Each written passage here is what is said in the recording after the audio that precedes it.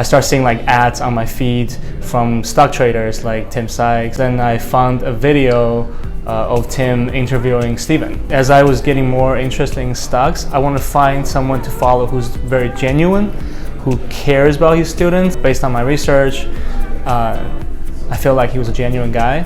I feel like he did really care about what he was teaching. His goal wasn't just to like market his materials, but more to like spread his knowledge and help people out.